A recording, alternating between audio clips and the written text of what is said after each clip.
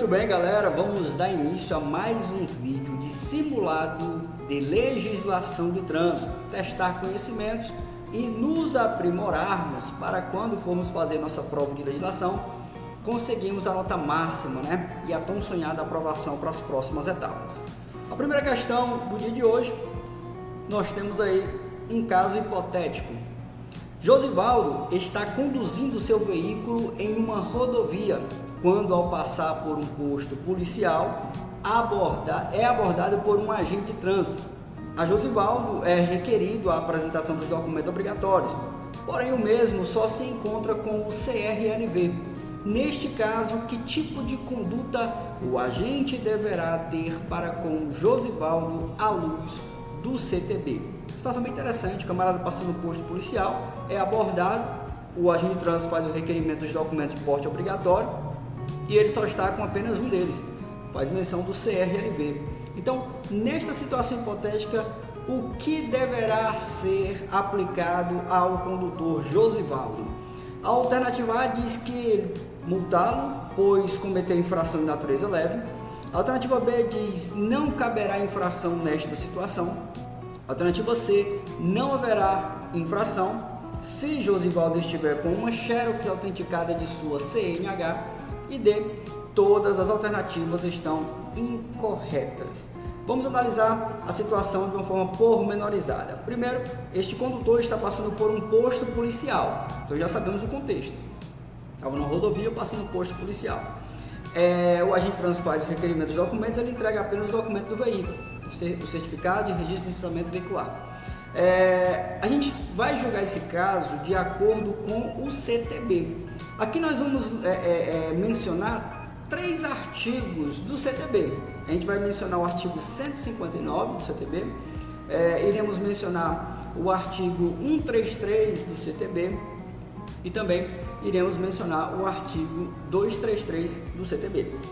Nessa situação hipotética aqui, aplicaremos o que? Alternativa A, multá-lo, pois cometeu infração de natureza leve. Aqui entra o artigo 233, que fala sobre o porte obrigatório dos documentos obrigatórios do condutor, né? Que seria a sua habilitação e o documento do veículo. Ele não está com o documento do veículo, ele não está com o documento de habilitação, só com o do veículo. Aí, neste caso, poderíamos marcar a alternativa A como correta e já passar para a próxima questão. Porém, existem os outros 2 artigos que eu fiz menção, o 159 e o artigo 133. O artigo 159, que justamente vai nos ajudar a marcar ou não a alternativa A como correta, ele determina que se no momento da abordagem puder ser conferido através de sistema informatizado que o condutor está devidamente habilitado, o porte do documento de habilitação é dispensado. Então, à luz do artigo 159, nós podemos dizer que a alternativa A está errada, porque como ele se encontra num posto policial, facilmente esse agente de trânsito pode fazer esta vistoria, conseguir essa informação e aí, neste caso, liberaria o nosso condutor. Então, não vai multá-lo nessa circunstância e o documento também já foi apresentado. B. Não caberá infração nesta situação. Sim, por mais que houvesse a ausência de ambos os documentos, agora eu faço menção do artigo 133, o 159 ele traz essa liberação para o documento de habilitação, o 133 ele traz essa liberação para o documento do veículo. Se no momento da abordagem for possível aferir através do sistema informatizado que o condutor está com o veículo também licenciado, não se aplica infração de trânsito. O condutor pode ser liberado sim. Veja, o contexto precisa demonstrar que o agente de trânsito é sistema informatizado para saber desta informação. Na ausência dessa possibilidade de conferir se há ou não habilitação, se o veículo está ou não licenciado, aplica-se a infração prevista no artigo 233, que é não portar documentos de porte obrigatório. Nesta situação, a alternativa B passa a ser a correta. Não caberá infração nesta situação. C. Não haverá infração se Josivaldo estiver com a xerox autenticada da sua CNH. Nenhum documento externo tem a mesma fé pública como a habilitação, a fins de fiscalização, obviamente. Sua habilitação pode estar xerocada e autenticada em cartório. Ela não tem a fé pública como o seu documento de habilitação, ok? Então precisa ser apresentado no original. Também vale ressaltar, estamos no século XXI, todos os documentos estão sendo digitalizados. Na ausência do documento físico, você pode mostrar a sua habilitação digital. Ela também tem a mesma fé pública que o seu documento físico, ok? Mas a xerox da sua habilitação não serve como documento válido em algum tipo de blitz. Alternativa D. Todas as alternativas estão incorretas. Errado, porque nós encontramos uma alternativa correta, que é a alternativa P de bola. Questão número 12. Para que o veículo possa ser considerado licenciado, é necessário que o proprietário arque com impostos anuais que são: alternativa A, IPTU e IPVA; alternativa B, IPVA, DPVAT e LADV; IPTU, IPVA e DPVAT; e alternativa D, IPVA e DPVAT. Aqui nós vamos observar quais são os impostos relativos ao veículo e marcar a alternativa correta. IPTU tem mais a ver com moradia, então nada a ver com veículo. IPVA ok, o DPVAT ok, LADV é um documento que os alunos utilizam nas aulas práticas de direção, então nada tem a ver com o licenciamento do veículo. Alternativa C, IPTU já está fora, né? Esse aqui porque fala um documento mais de terreno, de residência. Alternativa D, IPVA e DPVAT. Pronto, a alternativa D seria a alternativa correta na questão de número 12. Questão 13.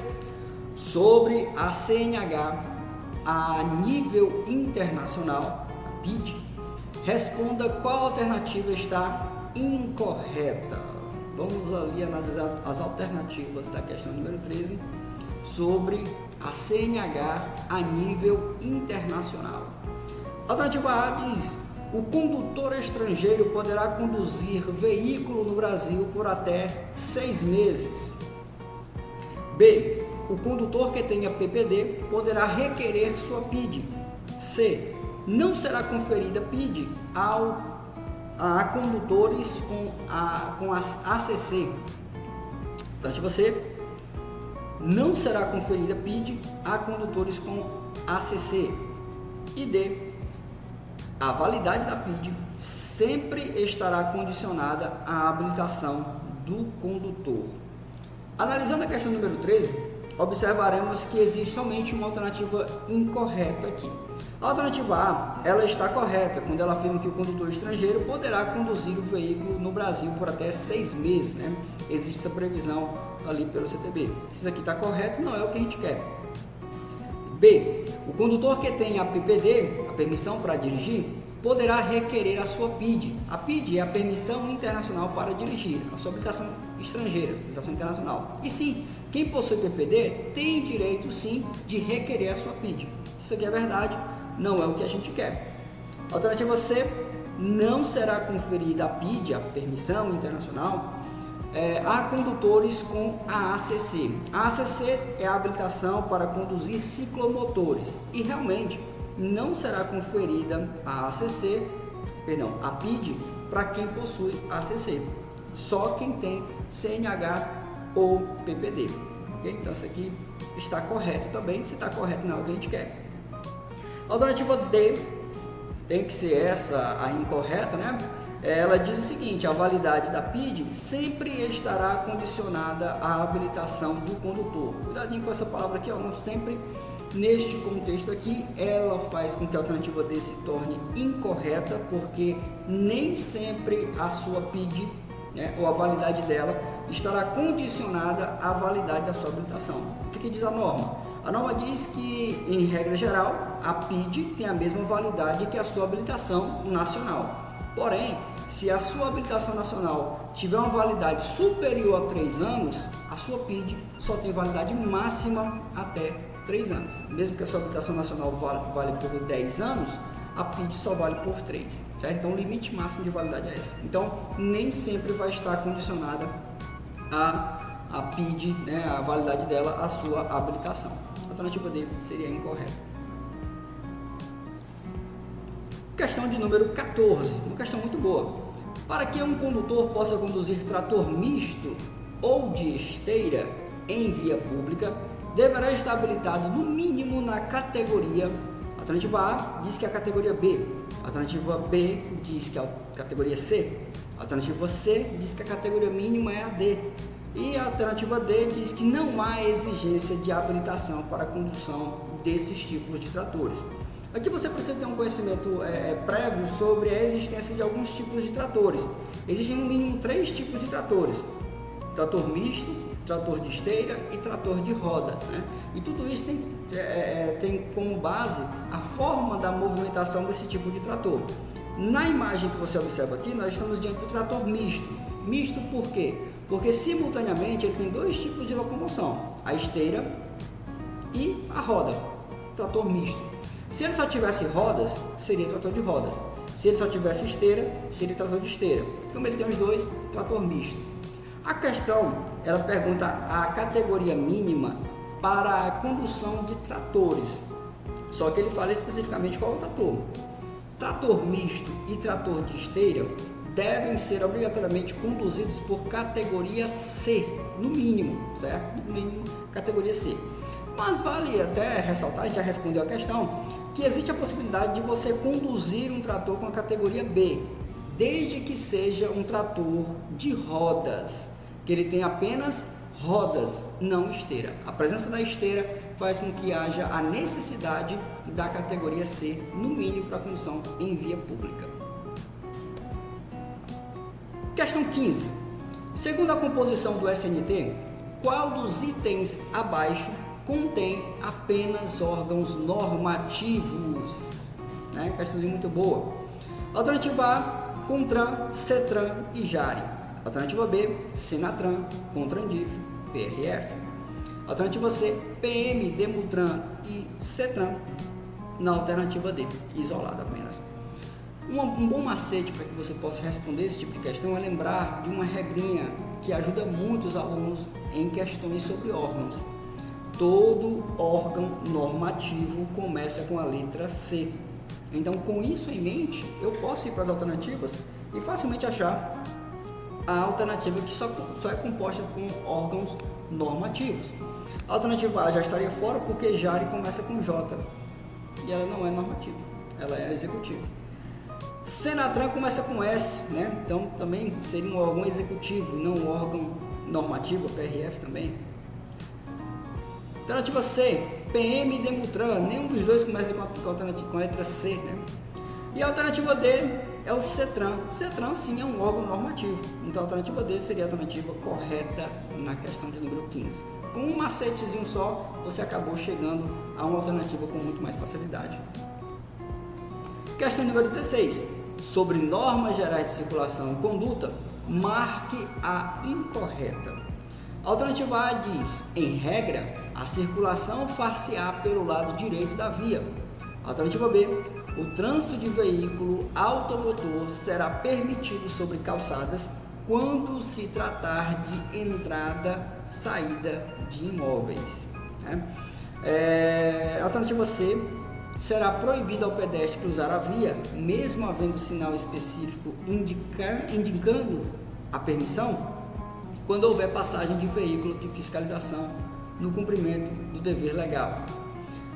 E a alternativa D: quando uma via comportar várias faixas no mesmo sentido, os veículos mais lentos deverão transitar pela faixa mais à esquerda. Analisando as regras gerais de circulação e conduta, a gente vai responder aqui a questão de número 16. Qual delas é incorreta? Todas elas tratam de situações hipotéticas e você precisa saber o que pode e o que não pode ser feito em via pública. A alternativa A diz que, em regra, a circulação far-se-á pelo lado direito da via. Show! Essa é a regra geral. Está correto. Se está correto, não é o que a gente quer. A gente quer incorreta. B. O trânsito de veículo automotor será permitido sobre calçadas quando se tratar de entrada e saída de imóveis. Correto. É uma permissão para o veículo automotor transitar sobre calçadas. É quando este for entrar ou sair de imóveis, né? Alternativa C: será proibido ao pedestre cruzar a via, mesmo havendo sinal específico indicando a permissão, quando houver passagem de veículo de fiscalização no cumprimento do dever legal. Quais são os veículos de fiscalização? Por exemplo, são os veículos da PRF, da PRE, Demutran. Quando esses veículos estiverem passando pelo local, no cumprimento do dever legal, ou seja, com o giroflexo ligado, com a sirene ligada, os pedestres não poderão atravessar, mesmo que o sinal específico para ele, por exemplo, o seu semáforo, estiver verde. Correto, a norma prevê essa proibição ao pedestre de passar naquele exato momento, dando ali a prioridade aos veículos que desfrutam da mesma. Então, que está certo, não é o que a gente quer. Chegamos à alternativa D. Quando uma via comportar várias faixas no mesmo sentido, os veículos mais lentos deverão transitar pela faixa mais à esquerda. Aqui a gente poderia criar até uma situaçãozinha hipotética aqui, para vislumbrar essa alternativa. Nós imaginamos uma via de várias faixas e todas essas faixas estão mostrando uma circulação de mesmo sentido. Os veículos mais lentos deverão transitar pela faixa mais à esquerda, ou seja, nesta aqui, errado.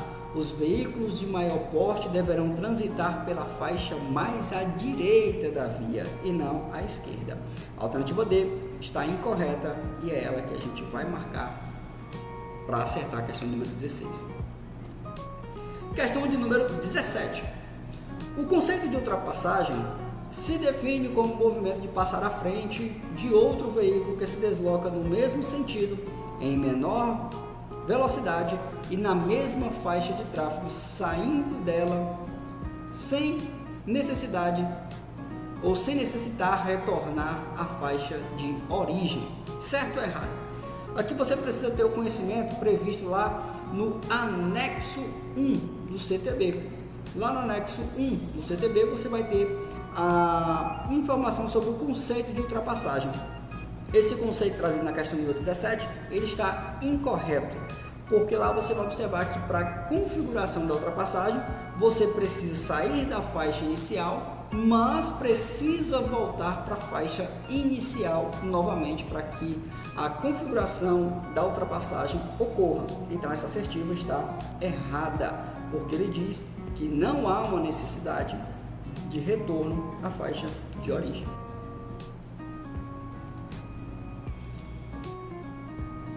Questão de número 18. Sobre manobras e deslocamento lateral. Identifique a alternativa que narra uma conduta incorreta.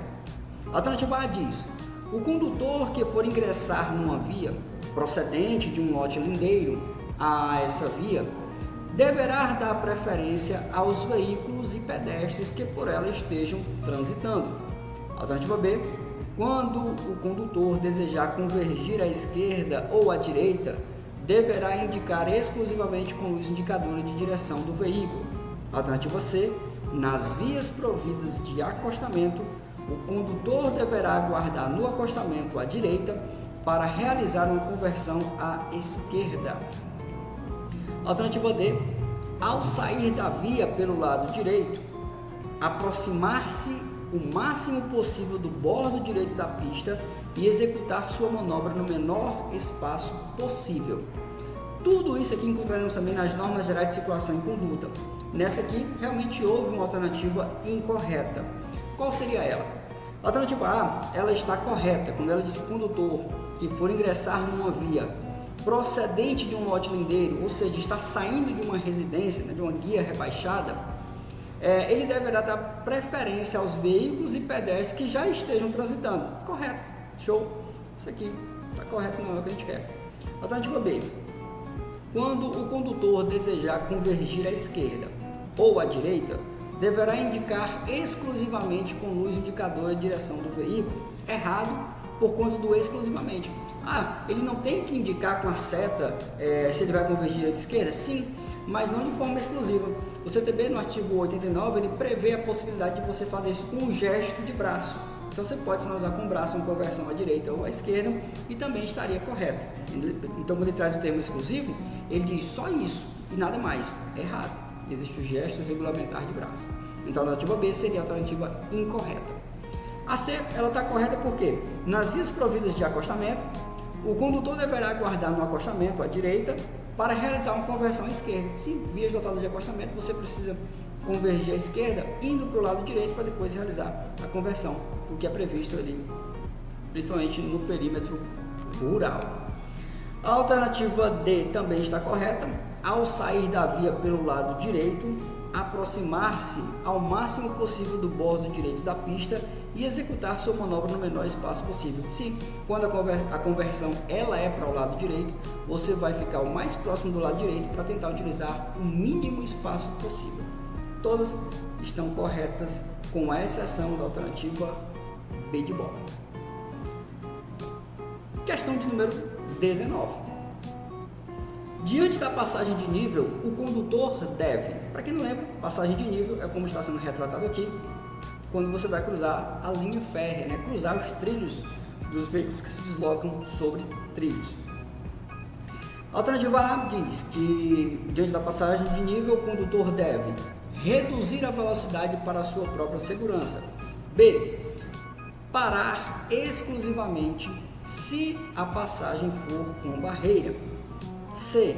Parar sobre a cruz de Santo André marcada no asfalto. E D. Parar completamente o seu veículo antes de cruzá-lo. Qual alternativa está trazendo um dever previsto no CTB? A alternativa A diz que reduzir a velocidade para a sua própria segurança. O dever não fala de redução de velocidade. O dever fala de parada obrigatória, parada total. B.